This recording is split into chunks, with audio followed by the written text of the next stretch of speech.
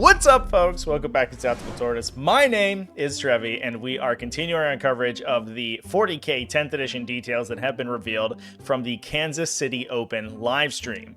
At the Kansas City Open, Games Workshop is showcasing a couple of show matches, and we can glean some details about how the 10th edition of the game is going to be played. In a previous video on my channel, I talked about all of the data sheets, stratagems, and faction rules that they showed off on the stream, and we saw some incredible stuff from the Death Guard and Chaos Demons. And they also showed off a bunch about missions. There's a lot about the terrain, primary and secondary objective cards, how missions are set up in the new edition, and there's so much to take away. They're going to be doing another live stream tonight, which I'll be covering on my Twitch channel as well, so you can follow that in the link down below in the video description if you want to watch along with me. But I'm going to be talking about all of the mission and terrain details that they showed off today. Now, as a little bit of basic context, I have talked about missions previously when they were covered on Warhammer Community, but the new mission system for the game is going to use a set of cards. If you want to create your own mission, you can draw from the deck a deployment style, which will have not only your deployment zones marked out, but also the setup of objectives and number of objectives on the map. In addition, you can draw a primary objective control method. This will tell you how you score points over the course of the game, and in some cases, as we've seen in this case, it will have some rules that modify the deployment and objective setup. These rules are pretty wild so far, and it's kind of exciting, to be honest. Players will also get the opportunity to score secondary objectives. You can actually choose two methods to do this. Either use fixed secondaries and pick two secondary objectives for your team to use over the course of the game, or you can use what are called tactical secondaries. This takes all of the secondary objectives in the card pile, of which you will draw 3, discard 1, so you choose 2 to be active at any one time, and then you try to complete those. Each time you complete them, they're discarded, and the next battle round, you'll draw another one. So instead of having 2 that are active for the whole game, you get a wider majority, which gives you the opportunity to score a wider variety of objectives, and you'll usually score objectives more quickly using the tactical objective method. But obviously you'll have to change your game plan on the fly every round as you get new objectives sent in. Now, there have been some tidbits that we picked up from the commentary of the stream. The first one was the contents of the Grand Tournament packet. This is in previous editions of the game, and in 9th edition, this was the packet that included the mission setup for competitive match play games of Warhammer 40,000. It has been confirmed that in this new version, the Grand Tournament packet will instead include recommended combinations of missions and deployment types for TOs and players playing competitively to use. This reduces the randomness of the deck and doesn't give you the opportunity to draw really bad primary mission and deployment zone combinations that don't work well or mesh well with each other. However, all of the other components of the deck are still being used, including the Gambits and secondary objectives. They also mentioned on the stream that the GT packet would have some core rules modifications in it. The first one being, and I don't know why this continues to be in the GT packet, someone in the comment section will have to elucidate me, because I'm sure there's some sort of lore or piece of history in 40k about this. But the first one is that Deep Strikers are not able to be deployed on the first turn of the game in Grand Tournament missions. This is a reversal of how the core rules are written. In the core rules, you can't come in from strategic reserve on the first battle round, but you can be set up from other methods of reserve, namely Deep Strike. But for some reason, the stipulation that you can't do that in the first battle round has always been included in the GT packet. I guess non-GT games, you're supposed to be able to deep strike on the first turn of the game, but that's so unbalanced, it just kind of shocks me. So let's take a look at the primary objective cards that were used over the course of this game. The first one was the deployment card. This showcases the deployment zones that the players used, as well as the placement of objectives. Now, while I think that these objective cards are drawn up assuming a 60 by 44 inch table, they are measured from the center like old objectives so that you can play on a different size table if you want to. Now, players of the 9th edition GT packets will probably recognize a mission similar to this. It's a little bit different than a mission like Tear Down Their Icons, where you had 5 objectives, 2 towards each player's side of the table and 1 in the middle. The players had a diagonal deployment zone going from the edge of their table to the center of their corresponding long table edge. This created a 24-inch gap between the 2 deployment zones and gave the players pretty equal opportunity to get at 3 of the objectives. The objectives have shifted from that style of deployment in 9th edition and now are a little bit more evenly spaced across the midline, the no man's land between the 2 deployment zones, but otherwise this deployment looks very familiar. What doesn't look familiar, however, is the primary mission that was used, and this one was actually spoiled in a very small way all the way back at Warhammer Fest. This is the Ritual primary mission, and it actually removes all of the objectives outside the center objective in the table from no man's land. So players are going to have objectives in their deployment zones, but all of the other objectives besides the middle one are getting removed. So in this case, we saw the 2 objectives. If we look at the photo on the bottom left and top right side of the setup diagram, those were gotten rid of. Now, the objectives in the player's deployment zone actually can't be scored. You only score normally for holding objectives in no man's land. I actually really like this, however, because it retains the objectives in your deployment zone, and the reason that that's relevant is that many factions have mechanics that key off of holding objectives, and having objectives available to you in your deployment zone, even if you're not able to score them for victory points, you can still use them to trigger those abilities. So these are things like Defenders of the Faith from Adeptus Sororitas or Defenders of Fate from Eldari. Those are all going to start regenerating you Miracle Dice or Fate Dice, respectively, if you're holding those objectives in your deployment zones, despite the fact that they're not giving you victory points. Now, you have what is akin to an action you can do in your shooting phase. The action mechanics have actually been removed from 10th edition 40k, so I think a lot of people are going to refer to this as an action because that's how it was referred to in 9th edition, but it isn't technically an action. It's just kind of something that happens. So in your shooting phase, you can essentially perform this action, assuming that you're not battle shocked and you're eligible to shoot, so you didn't advance or fall back that turn. Although you may be able to do it if you have an assault weapon. That one's kind of weird because you are eligible to be selected to shoot if you have an assault weapon. I'm not so sure about that. If you start to perform the action, the unit is not eligible to shoot or declare a charge for the rest of the turn. Importantly, that is a divergence from the old action rules, where previously you could attempt to perform an action, and if you declared a shot or you declared a charge, you would break the action you were attempting to complete. This is a little bit different, though, because you are wholesale prevented to shoot or charge. At the end of the turn, the player whose turn it is can set up an additional objective marker, wholly within no man's land, within 1 inch of the unit performing the quote-unquote action, more than 6 inches away from any other objective marker, and exactly 9 inches from one other objective marker. So interestingly, this is going to start to create basically like a ring around the table, where you're going to start branching out from existing objective markers and placing exactly 9 inches away one more objective marker. These objective markers are required to go wholly within no man's land, which means that they are scoreable, because if you look at the primary objective scoring section, at the end of each command phase, the player whose turn it is scores 5 victory points for each objective marker in no man's land they control. So this is why the objective markers in the deployment zones don't count for victory point scoring, but new objectives that you set up do. As we've seen in articles before, we do see the return of the bottom round 5 scoring mechanic. This gives you a little bit of a leg up if you're the second player, since in 40k the first player oftentimes has an attritional advantage. They're able to shoot first, move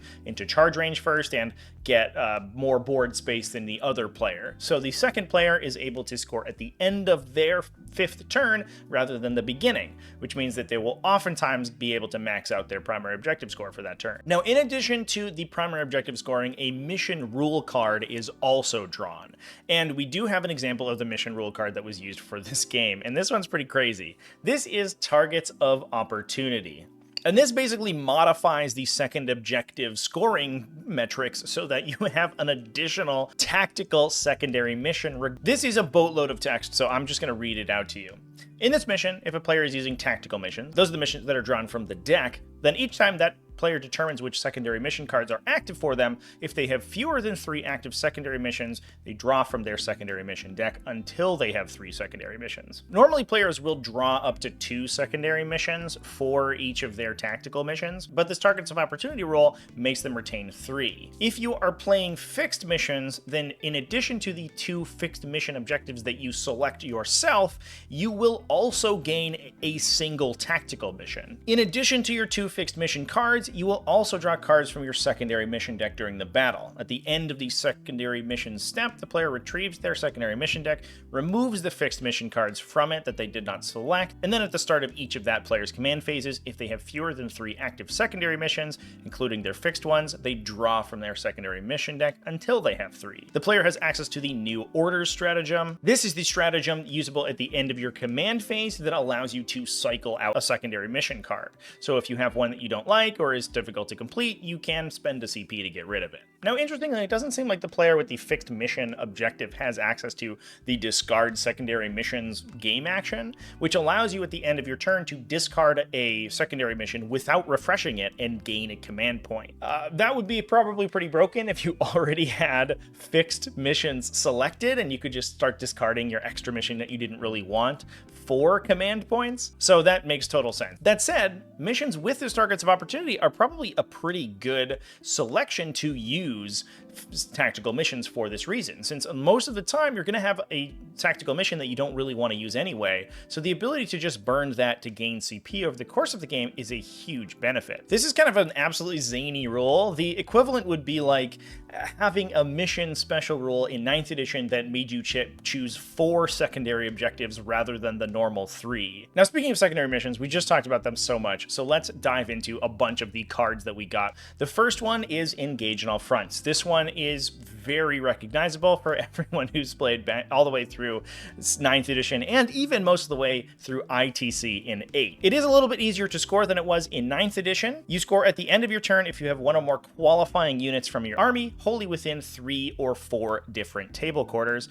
more than 3 inches away from the border between other table quarters. Previously, this was 6 inches. The 3-inch makes it a lot easier to score. You score 4 victory points if you have qualifying units in all 4 table quarters, or 2 if you have them in 3 different table quarters. Previously, there was a unit size requirement to be a qualifying unit. Now you have to simply not be battle shocked, which is pretty easy. Although it can run you into some situations where if you get battle shocked because of an attack or something, you can actually lose your qualifying status. So that's one thing to be careful of. Now, the next class is the important one if you're playing tactical secondaries. If when you draw the secondary mission, you only have 1 or 2 qualifying units remaining in your army, so in that case, the mission would be technically non-completable, then you can discard the secondary mission card and draw a new one. So you can cycle it if you can't do it, which is nice. If you're using tactical missions, then when the secondary mission is achieved, you score an extra victory point. So if you get units in all 4 table quarters, you would get 5 points. Otherwise, you would get 3. The next one is Secure No Man's Land, and it's important to note that this one is specifically a tactical mission, whereas Engage on All Fronts can be played as a fixed mission. The way to tell is the little icon in the bottom left corner that looks like a list of something, I guess, on a piece of paper, maybe? I'm not really sure what it's supposed to be representing, but that is the icon for a fixed mission. Any card can be used as a tactical mission, and that's why they'll have different scoring metrics for being tactical versus fixed, but only the ones with the icon can be used as a fixed mission. You'll get rid of all the other ones when you're choosing. So for Secure No Man's Land, at the end of your turn, if you control 2 or more objective markers in No Man's Land, the secondary mission is achieved and you score 5 victory points. That one's probably going to be relatively easy. I think most of the time that just means you have to push to the middle and score 1 objective marker somewhere on your table half that's not within your deployment zone, and you're most likely done. If at the end of your turn you only control 1 objective marker in No Man's Land, the secondary mission is still achieved, but in this instance, you score 2 victory points instead of 5. The Cleanse secondary mission is selectable as a fixed secondary. In your shooting phase, you can select 1 or more units from your army that are not battle shocked and are eligible to shoot. Until the end of your turn, the units you selected are not eligible to shoot or declare a charge, so they're basically performing an action like we talked about with the ritual. At the end of your turn, each objective marker that is not within your deployment zone that you control, that has 1 or more of these selected selected units within range is cleansed by your army. This is basically an action secondary from 9th edition, a la, I don't know, Despoilers of Reality, get the good bits, that kind of stuff. If one or more objective markers are cleansed by your army this turn, this secondary mission is achieved and you score a number of victory points depending on the number of objective markers cleansed. If you cleanse 1, you get 2 victory points, or 3 if the mission is tactical. If you cleanse 2, you get 4 victory points, or 5 if it's tactical. Given that the game only lasts 5 rounds, and you're mostly going to be trying to score 15 points off each of these secondaries, only getting 2 victory points per turn for cleansing 1 objective marker, despite the fact that it's a very easy action secondary, is a little bit low. But being able to max it out pretty quickly if you're able to get 2 objective markers gives you an extra incentive to select this one as a fixed. It is interesting as a tactical secondary because there isn't a requirement on the units that can perform the quote-unquote action. So you can be doing this with everything from lone operative characters to transports. Moving on, we have the classic assassination. This one has wholly different scoring systems, whether or not you pick it as a fixed or tactical secondary.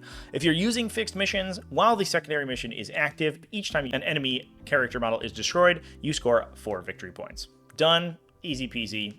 Print it, we're moving on. If you're using tactical missions, then at the end of the turn, if either of the conditions below are satisfied, this secondary mission is achieved and you score 5 victory points. Those being 1 or more enemy characters were destroyed this turn, or all enemy characters from your opponent's army roster have been destroyed during the battle. Important to note that you only have to destroy the character 1 time, so even if the character is resurrected and still alive at the end of the game, at least for tactical missions, the card will only check at the point where they're destroyed. It doesn't sound like that's the case if you're using it as a fixed mission and you'll have to go kill that character a second time. I like here that this objective also crosses itself off if all of the enemy characters have been killed. You don't have a blank secondary if you've already completed the objective.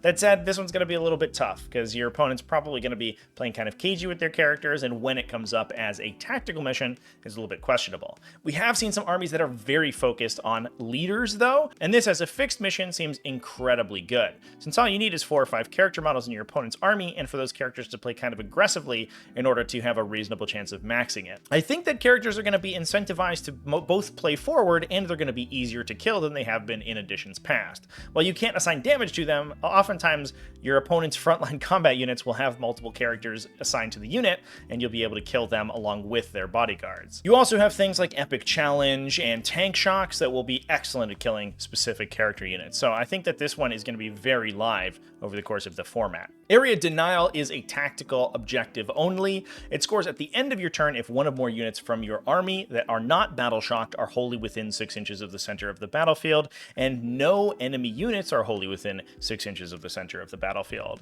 It looks like this includes battle shocked enemies as well, so just battle shocking opponents isn't good enough to complete the secondary. If 1 or more units are wholly within 6 inches of the center of the battlefield, but none are within 3, then you get a lower score. You get 3 victory points instead of 5. This one seems incredibly good. Most of the time you're going to be trying to kill all of your opponent's units that are in the center of the table anyway, and if there's an objective there, you're going to be sending your units over there to begin with, so this is probably a pretty easy score if you're playing tactical missions. Now, those are all of the secondary missions that we've seen so far. The deck seems like it's pretty big, though, so there's going to be a lot more to be revealed. Last but certainly not least, we got a full look at the Gambit deck. This is a wholly new mechanic in a 10th edition 40k. Big Gambits basically are an alternate scoring method that you can choose to adopt at the end of the 3rd battle round. This replaces your method to score primary objectives. So as we saw in that ritual earlier, you lose the ability to hold those objectives in no man's land for victory points.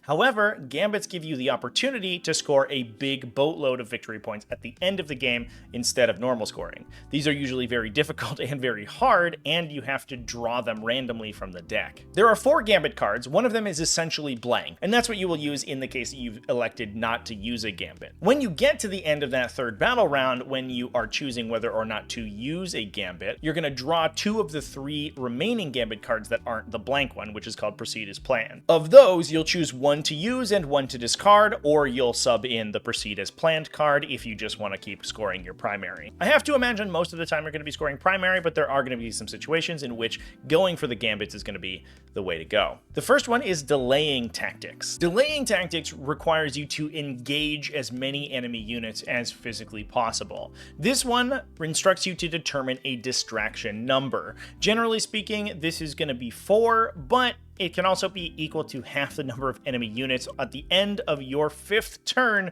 that you have engaged with units from your army. So if you've engaged 9 or 10 enemy units, your distraction target might increase to 5. If your distraction target is ever less than 4, it is increased to 4 though.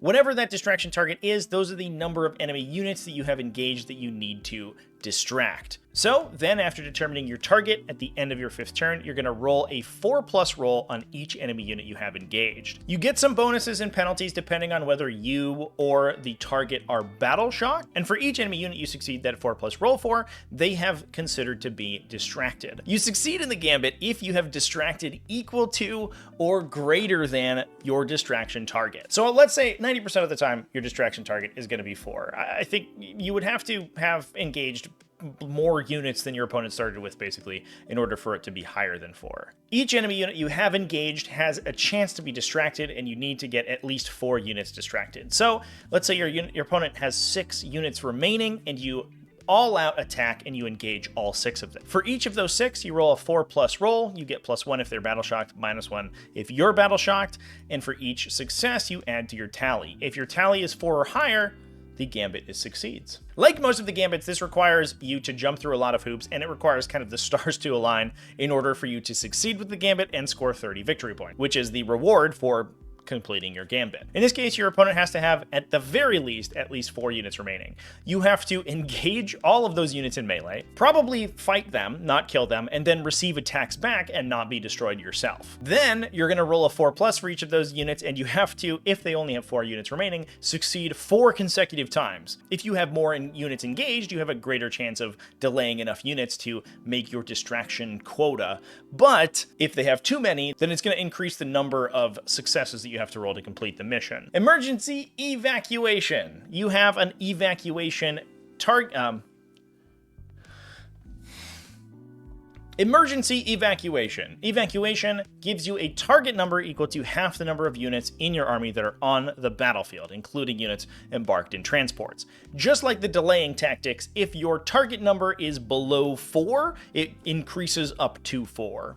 At the end of the 5th turn, you will roll 1d6 for each unit from your army that is wholly within 6 inches of the center of the battlefield, and get a penalty if you're battle shocked. On a 4+, the unit that you're rolling for, and potentially any units embarked in it, are marked for evacuation. If you have succeeded your target number of marked for evacuation units, you score 30 victory points. So this is basically very similar to delaying tactics. The mechanics are almost identical. The difference is that instead of being engaged with an enemy, you just have to be within 6 inches of the center of the table. And your target number is based on your army, not engaged opponents. This makes it a lot easier, but you're in a more dangerous part of the battlefield. So your opponent probably has the opportunity to strike at 6 inches of the middle of the table most of the time throughout the game. That's where most of the objectives are, that's where most of their units will be milling around, and your army's gonna have to flow towards there in order to get evacuated. So your opponent has the opportunity to kill them before they get off the table. Again, if you have 4 or 5 units remaining and they are wholly within 6 inches of the center of the table, which to be fair, it sounds very difficult. I think you start running out of physical real estate pretty quickly. Then you have to roll an insane consecutive number of 4+ successes in order to escape all of your units and score your 30 victory points. So if you have 5 or 6 units remaining, you have to roll 4 out of 5 4-ups in order to escape correctly. And that's assuming that your opponent doesn't have the opportunity to kill you. Now, it should be noted that so far all of these trigger at the end of the 5th turn, which means that if you are going first, you're actually much more likely to succeed with these, since your opponent will only have taken 4 turns throughout the game, so they will have 1 full turn less to respond to whatever it is you're doing. If you were going second, on their 5th turn, they could take another round of shooting at you to try to whittle down your units and make it impossible for you to get enough evacuated to score your Gambit. If you're going first, however, they lose that entire round of shooting. The last one is orbital strike coordinates, and this one we have seen previewed before.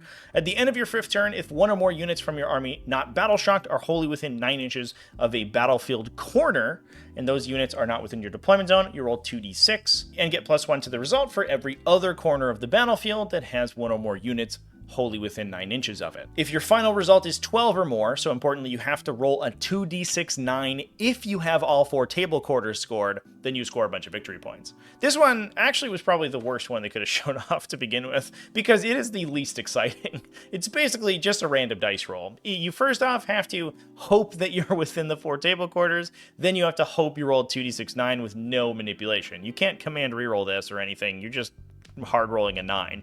And that's if you have 4 units in very specific areas of the table. Emergency evacuation and delaying tactics are much more interesting and cool.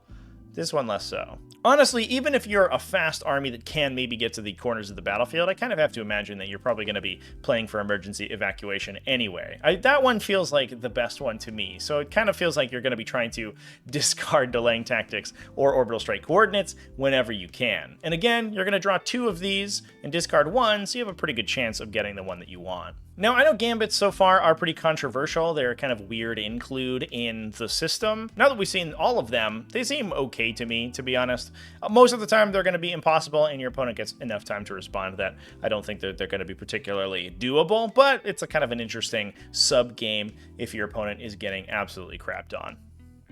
Now, some other rules that came up over the course of the game that are kind of questionable and a little controversial. The first one is ruin towing. So right now, according to the core rules of 40k that we have currently, if you are not wholly within the area of a ruin, you can be seen through the ruin, but you yourself cannot see through it. We covered this on a live stream recently, and I might do a video about it if we don't get any more information. Both of these models can see to anywhere inside the terrain feature. So if this Exocrine is towing inside, he can be seen by the Watchmaster. However, the Exocrine's line of sight only extends past the edge of the terrain feature if it is wholly within it. You only determine visibility normally if you are wholly within the terrain feature.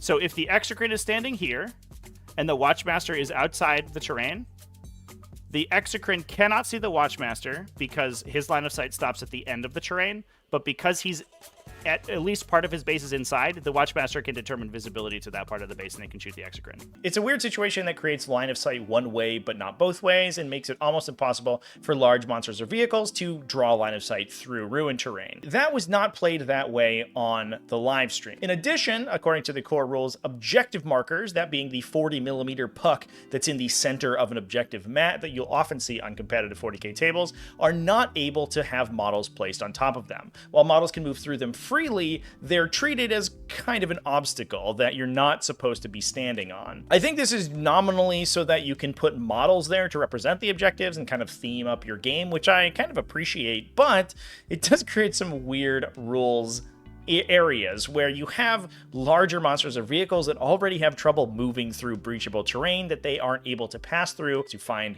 areas around the table to move efficiently, and it prevents them from charging in a lot of situations. That rule was essentially entirely ignored over the course of the live stream. Now, both of these could be just chalked up to the fact that the players here were probably new to 10th edition 40k and they may literally have not known the rules, but it also may be that these are rules that are hand-waved or redefined in the GT packet. At this point, we just don't know, and it could also be that they get FAQ'd out of the core rules before we see the full release of the game. I wouldn't be too shocked about that, and I wouldn't be too shocked to see, especially the objective rule house-ruled, but I do want to throw those caveats out there that they weren't played as written in the stream game. Now, also in regards to the terrain, it was mentioned on the commentary as well that the terrain layout being used was a potential terrain layout for 10th edition US Open game. Honestly, the terrain looks extremely dense and kind of difficult to move through in some situations. The players were trying to angle their big demons and vehicles around the terrain, and the combination of the terrain with the objective markers would have made it incredibly difficult for larger units to move through. So I am hoping that this gets refined a little bit before the US Open circuit opens up for 10th edition. But with that, that is all of the mission rules that we got from the Games Workshop live stream. There is a lot here. These cards are dense, and honestly, a little bit denser than I was expecting from them. The secondary mission cards look great to me. I think I'm mostly excited for that part of the game. The selection of tactical versus fixed objectives is super cool, and I'm all for player expression and player choice in games, and that just does that, so that's awesome. But let me know down in the comment section what you think about it. Big thanks for watching all the way to the end of the video. Thanks as well to everybody who supports the channel, either over on Patreon at patreon.com/tacticaltortoise, YouTube channel members, and Twitch subscribers. All you people are great, and I love you. Remember to keep it classy, folks, and have happy wargaming.